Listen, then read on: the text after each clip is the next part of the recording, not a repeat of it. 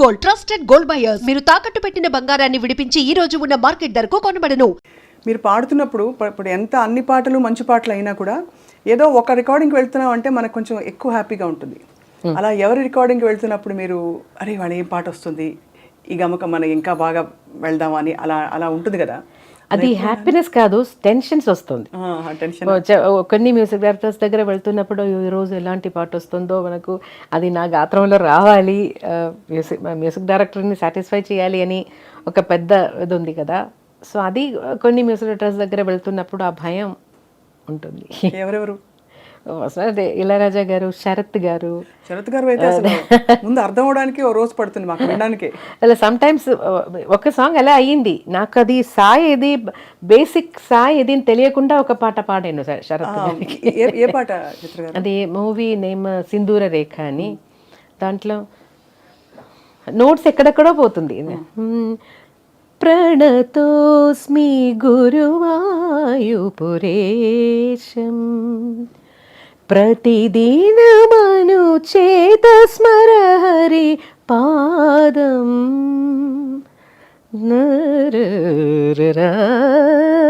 పరిపూర్ణమే తరరారరా కరుణానిధే సత్యం వ్రతభరిత తత్వం మమ హృదయం భక్తి స్వరలులితం ప్రణతోస్మి. అదే బేసిక్ సాయి దాన్ని అర్థం అవుతుంది, అయితే ఎక్కడెక్కడ పోతుందో నోట్స్ నొటేషన్ రాస్తున్నప్పుడు చాలా టెన్షన్ అయిపోయాను. శరత్ గారి పాటలన్నీ కొంచెం మీరు ఫస్ట్ పాడింది అంటే ఫస్ట్ లో పాడిన పాట మధురం గాయతి శరత్ గారి.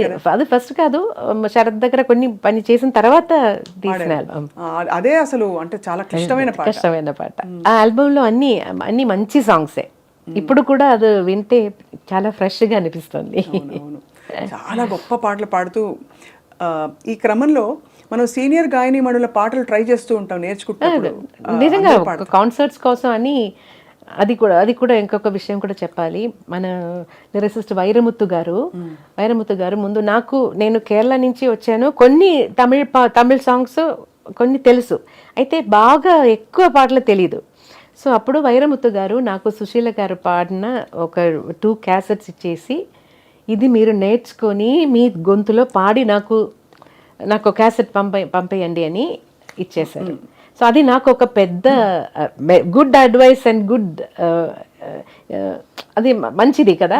సో ఒక్కొక్కటి నాకు టైం దొరికినప్పుడు అన్నీ సుశీల గారి ఏదైనా ఒక పాట ఆ ఆల్బమ్ నుంచి కొత్త సాంగ్స్ రాసేసి అది నా గొంతులో నేను ట్రై చేసి తర్వాత అన్ని సాంగ్స్ పాడేసి నేను వైరముత్తు గారికి పంపించేసాను. సో అది నాకు నా డిక్షన్ ఇంప్రూవ్ చేయడానికి, మ్యూజికాలిటీ ఇంప్రూవ్ చేయడానికి అన్నీ చాలా హెల్ప్ అయ్యింది. అలాగే ఇళయరాజా గారు అడ్వైస్ చేసినది ఎక్స్ప్రెషన్స్ కోసం జానకి అమ్మ సాంగ్స్ విను, దాంట్లో ఒక సిచ్యువేషన్ నేను చెప్తే దానికి ఎలా కావాలో ఆటోమేటిక్గా అమ్మ ఇస్తున్నారు. I don't have to tell her more. నాకు నా మనసులో ఏముందో అది అలాగే అమ్మ పాడతారు అని. సో అప్పుడు అమ్మ పాటలు కూడా చాలా విన్నాను. తర్వాత మలయాళంలో చాలా సాంగ్స్ జానకి అమ్మ ఇద్దరు పాడారు, అయితే కాన్సర్ట్స్ కోసం జానకి అమ్మ సాంగ్స్ చాలా ఎక్కువ నేను ప్రాక్టీస్ చేశాను. సుశీలమ్మ పాటల్లో తెలుగు పాటల్లో ఏమన్నా మీరు ప్రాక్టీస్ చేశారా? పాడనా తెలుగు పాట, అది నేడే ఈనాడే, తర్వాత అలాంటి కొన్ని పాటలు తెలుసు. సుశీలమ్మ గారు ఎంత మెచ్చుకుంటారు చిత్ర గారి పాటని. వీళ్ళందరూ సీనియర్ గాయని మణులందరూ, మీరు అఫ్ కోర్స్ మీరు కూడా చాలా సీనియర్, బట్ వాళ్ళు మన అందరికంటే సీనియర్ కాబట్టి వాళ్ళు ఎప్పుడు ప్రస్తావించినా మీ పేరు తీసుకొస్తుంటారు, మీ పాటలోని గొప్పతనాన్ని చెప్తుంటారు, ఎంత బాగా పాడుతున్నారని చెప్పి. సో గురువు గారు మిమ్మల్ని చూసి చాలా మురిసిపోయి ఉంటారు కదా, మీ పాట విని మీరు ఇంప్రూవ్ అయింది, మీరు పురోగతి సాధించి జీవితం. నేను చెన్నైకి షిఫ్ట్ అయిన తర్వాత అప్పుడప్పుడు ఎప్పుడైనా నాకు టైం దొరుకుతుందో అప్పుడు పోయి నా టీచర్ని మీట్ చేస్తాను. అలా టీచర్ కూడా బిజీగా క్లాసెస్, కాన్సర్ట్స్ అలా టీచర్ కూడా బిజీగానే ఉన్నారు. నేను ఊరు వెళ్తున్న టైంలో ఉన్నారంటే వెళ్ళి చూస్తాను. ఏమంటారు మీ పాట విని, మీ సినిమా పాట విని ఏమంటారు? She's always proud. Always proud of you. She always all వాళ్ళ అమ్మ టీచర్ బయోడేటాలో కాదంటే అన్ని చోట్ల నా పేరు కూడా రాసింది. సంతోషం. ఎంత గొప్ప జీవితం, ఎంత గొప్ప ప్రయాణం చిత్ర గారు. ఇలా కొనసాగిస్తున్న తరుణంలో ఎప్పుడు మీకు అంటే ఇతరుల పాటల స్టైల్స్ మారుతున్నప్పుడు, ఉదాహరణకి నేను ఈ టైప్ పాట పాడలేదే అని ఏమన్నా అనిపించిందా? ఇప్పుడు బాగా బేస్ వాయిస్ వేసి పెప్పీ నంబర్స్ అలాంటిది ఇంకా పాడాలి అని అన్ని పాడని ఇది పాడలేదే అలాంటి బాణి ఏమన్నా అనిపించిందా మీకు? ఫస్ట్ నేను ఇలా రికార్డింగ్ వెళ్ళి అక్కడ అయ్యో నా వల్ల కాదని అయిన ఒక సాంగ్ ఉంది. అది చాలా నాకు ఇబ్బంది అయిపోయింది. నా ఫాదర్ ఉన్న టైంలో, నా ఎంట్రీ టైం అది. అప్పుడు డబ్బింగ్ మూవీస్ వస్తుంది కదా, అదే బాలు గారు జానకి గారు పాడే ఒక ఫిలిం, మలేషియా వాసుదేవన్ గారు నేను తమిళ్లో పాడుతున్నాను. దానికి థియేటర్కి వెళ్ళి అలా పాట వాళ్ళు వేస్తారు కదా మనం నేర్చుకోవడానికి. పాట వింటే డిఫరెంట్ నవ్వు. మెయిల్ లైన్ ఒక లైన్ పాడితే జానకి గారు నవ్వు, అదన్నీ ఒక్కొక్క నవ్వు డిఫరెంట్. అయ్యో నాకు ఆ టైంలో నవ్వంటే ఫేస్లో వస్తుంది, శబ్దంలో రాదు. అయ్యో నేను చాలా భయపడినాను. నేను అప్ప దగ్గర నా ఫాదర్ దగ్గర చెప్పాను, నాన్న will go, I can't do this. నాకు నవ్వు రాదు. ఫస్ట్ ఆఫ్ ఆల్ నర్వస్నెస్ అని కొత్తది కదా, నాకేం తెలియదు. గట్టిగా నవ్వాలి, డిఫరెంట్ సేమ్ నవ్వు కాదు, ఆ నవ్వులోనే వేరియేషన్స్.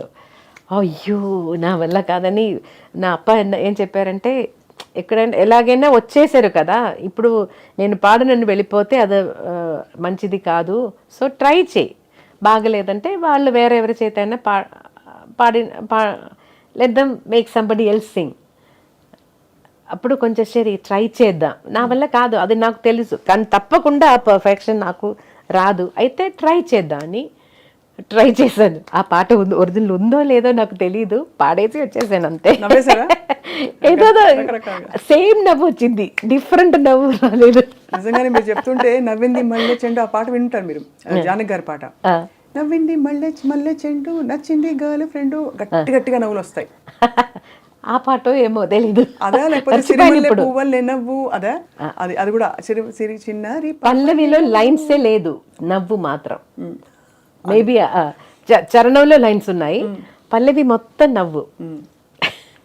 అది మీకు మోస్ట్ ఛాలెంజింగ్ అనిపించింది? మోస్ట్ అదే ఇలా టిక్కులు చేస్తారు అప్పుడు. చిన్నగా స్టార్ట్ అయ్యి పెద్దగా అయిపోయింది. అయ్యో జానకి గారు నా వల్ల కాదు, అయ్యో ఎలా చేశారో అమ్మ, అయ్యో. జానకి గారు ఆ పాట మీరు వినే ఉంటారు కదా, కన్నడ 2 రాగాలు అభోగి తోడి కలిసి వస్తాయి, శివశంకరి. నాలిగే తోరు శివనను చరిసద దేవరయం. విన్నారా?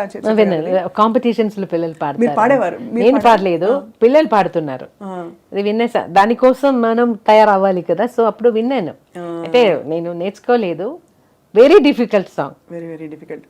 అలా మీకు అంటే శరత్ గారు పాట పాడితే ఇంక అసలు ఒక విధంగా సంగీతాన్ని జయించినట్టే.